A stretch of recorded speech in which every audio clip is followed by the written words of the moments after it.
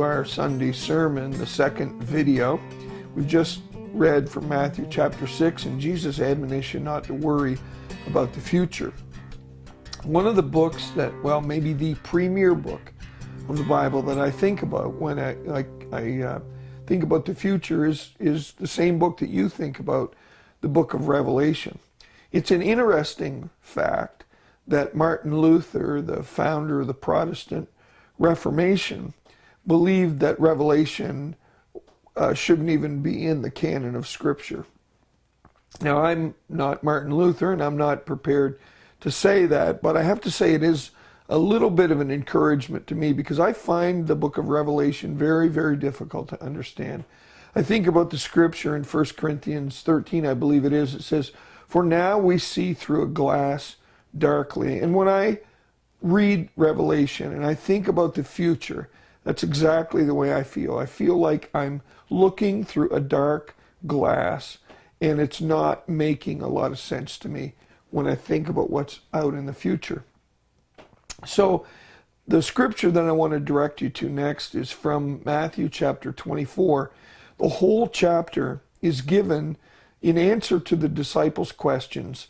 What will the signs of your coming be and the end of the age? And I'm not going to read that scripture to you right now. I'm going to encourage you to read it when we take a break from this next section of the video. But I want to just think a little bit about what Revelation is about. And I suppose if you're like me, you likely have had your questions too. Part of my frustration is I have taken several classes in college on the book, and everyone sees it differently. There is no definitive way that I can identify to look at the book of Revelation. Greater minds than mine and yours have looked at the same book and drawn different conclusions. So let me just say a couple things about Revelation and the future in the answer that Jesus gave to the disciples' question about the signs of the coming. Again, it has to do with this preoccupation with what's going to happen next. What comes next? There are people who are trying to interpret the coronavirus situation as a sign of the end times. And you know what? I find that quite frustrating to be true. One thing I can tell you is that we're closer to the second coming of Christ than we've ever been before. That is undoubtable. I don't know when it's going to happen. You don't know when it's going to happen. Jesus said only the Father in heaven knows. But Revelation and Jesus' response, I don't think it was a response, or is it a book that is meant to give us in advance specific details about what is going to happen next and exactly what those things are. It's not so much specific foreknowledge, I think, as it is a general idea of events that will take place in the future. If you read Matthew 24 and think about the destruction of the temple in AD 70, then much of what Jesus had to say to his disciples would likely have been interpreted by them as surrounding the destruction of Jerusalem and the temple in AD 70. But there is value in becoming familiar with the book, I believe. And the value in the book of Revelation is not so much foretelling as it is to make us aware of things as they unfold, not before they unfold. When we try to speculate about details, those details in the future, we are very prone to misinterpretation.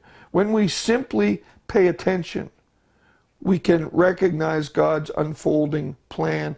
That's true in all of life, not just specific to the book of Revelation. You know what I think it's like, really?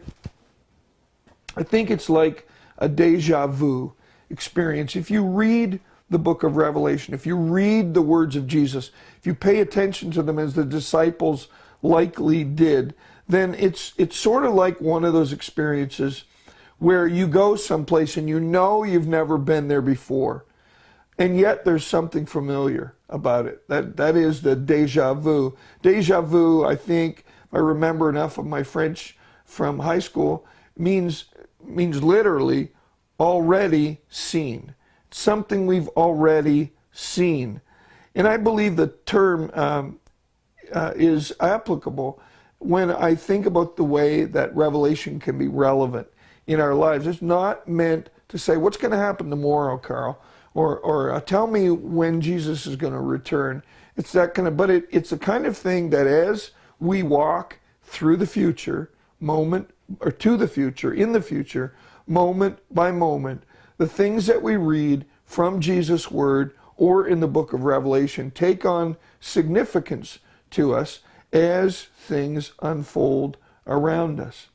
It's not a book that's meant to help you to avoid any of that, because that future, the unfolding future of God, involves each of us.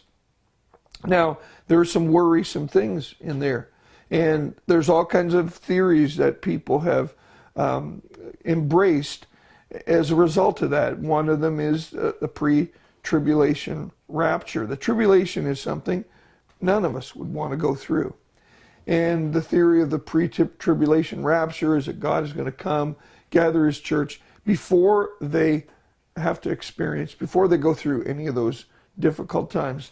And I can understand, of course, what a great hope that would be. And I hope it is. And do I believe it? I'm not sure. I hope it. I certainly hope it. But that's all in the future. Now, I just want to say one more thing before we're done the second part. In Matthew 24, Jesus answers this question, what's going to happen? And then in Matthew 25, he tells them a parable, the parable of the foolish virgins. And it talks about them waiting for the call of the bridegroom. And suddenly at midnight, the call comes. And they rush out to meet him. Now, the ones who are prepared have oil enough in their lamps. The foolish virgins, it identifies, as those who have not bothered to make sure their lamps are full, and they don't have enough oil. They don't have enough light to walk by. And here's what I see. Here's what I see, a little principle that I believe in with all my life is that in order to prepare us for the future, God gives us a present orientation. So there's nothing that will prepare us for the future like giving our full attention to the moment in which we live. That's called mindfulness. It's a word that some people don't want to embrace because we've seen it to be the property of Buddhism or other religions, and yet it's all through the Bible.